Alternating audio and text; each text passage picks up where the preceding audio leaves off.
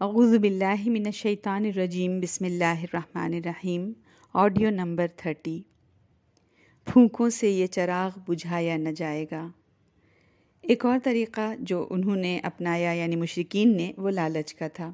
اب یہاں پر جو ہم لوگ ڈسکس کر رہے ہیں وہ ایسا نہیں تھا کہ پہلے انہوں نے مذاق اڑایا، پھر دوسرا طریقہ، پھر تنقید کی، پھر پروپیگنڈا کیا، پھر لالچ، اس کے بعد پھر جسمانی تشدد۔ نہیں، یوں سمجھیں کہ یہ مختلف اپنی چیز ملا جلا کر کرتے رہتے تھے۔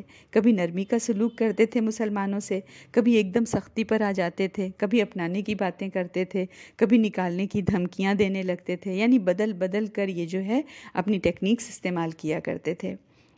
تو ہم سوچیں کہ مومنوں کو اور نبی اکرم صلی اللہ علیہ وسلم کو کس قدر محتاط اور کس قدر الرٹ رہنا ہوتا ہوگا ذہنی طور پر، کہ ان کی کسی بھی سازش کا، کسی بھی حملے کا وہ شکار نہ ہو جائیں۔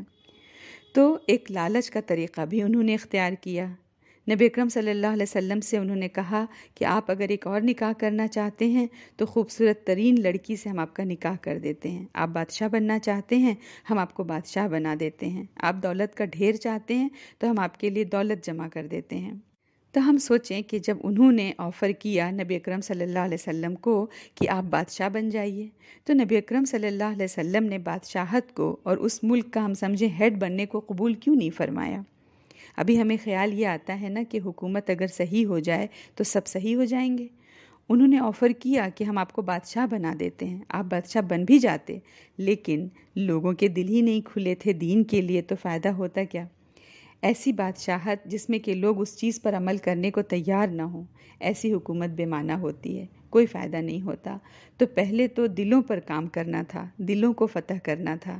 ایک بار دلوں کے اوپر کسی کی بادشاہت قائم ہو جائے، حکومت قائم ہو جائے، اس کے بعد ملک کو گورن کرنا اور ملک کے اوپر اللہ کی حکمرانی قائم کرنا یہ آسان ہو جاتا ہے بعد میں۔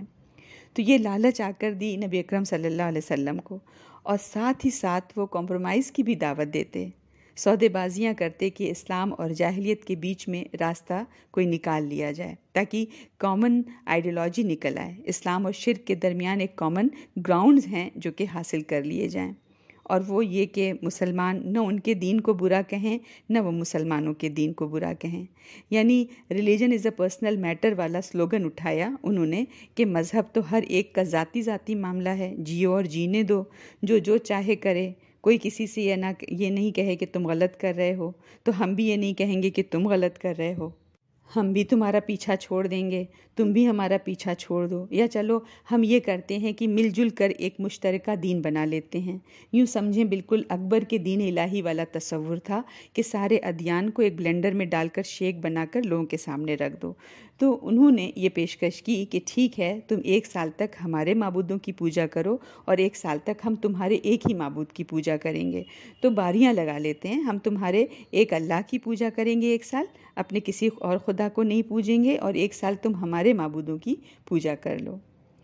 تو اس سے ہمیں یہ اندازہ ہو رہا ہے کہ مشرکین اپنے دین کے معاملے میں نہ فنڈامنٹلسٹ ہوتے ہیں، نہ ریجڈ ہوتے ہیں، بلکہ بڑے ہی لبرل ہوتے ہیں، بڑے ہی براڈ مائنڈڈ ہوتے ہیں، آج بھی اور پہلے بھی ہوتے تھے۔ اور یہی دراصل جہالت ہے، دین کے معاملے میں لبرل ہونا اور دین کے معاملے میں براڈ مائنڈڈ ہونا، یہی جہالت ہے جس سے کہ نکالنے کی کوشش کر رہے تھے نبی اکرم صلی اللہ علیہ وسلم۔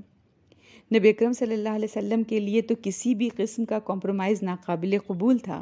آپ صلی اللہ علیہ وسلم تو مصالحت کر نہیں سکتے تھے، لیکن جب دباؤ بہت بڑھا آپ کے اوپر کہ آپ مصالحت کیجئے، تو پھر ایک قول فیصل کے طور پر، ایک فائنل ورڈ کے طور پر سورۃ الکافر، اکرم صلی اللہ علیہ وسلم فرما دیجئے، اے کافرو، میں نہیں عبادت کرتا جس کی تم عبادت کرتے ہو، اور نہ تم عبادت کرنے والے ہو جس کی میں عبادت کرتا ہوں، اور نہ میں عبادت کرنے والا ہوں جس کی تم عبادت کرتے ہو، نہ تم اس کی عبادت کرتے ہو جس کی میں کرتا ہوں، تمہارے لیے تمہارا دین، میرے لیے میرا دین۔ تو جب یہ بات نازل کر دی اللہ تعالیٰ نے، کفار مایوس ہو گئے، ان کو احساس ہو گیا کہ اب کسی صورت بھی کوئی کمپرومائز نہ کریں گے، اور وہ یہ سمجھ گئے کہ یہ چراغ پھونکوں سے بجھایا جانے والا نہیں۔ باتیں بہت ہو گئیں، ہم نے اپنی زبان کی طاقت استعمال کر لی، مذاق اڑا لیا، پروپیگنڈا کر لیا، تنقید کر لی، ہم نے لالچ دے دی، دھمکی دے دی، ان کے بزرگوں سے بات کر لی، ان پہ تو اثر ہی نہیں ہوتا۔ تو وہ طاقت کا استعمال کرنے سے بھی نہیں چکے، اور جب انہوں نے تشدد شروع کیا، فزیکل پرسیکیوشن شروع کیا، تو اس کی لپیٹ میں امیر و غریب تمام مسلمان آ گئے۔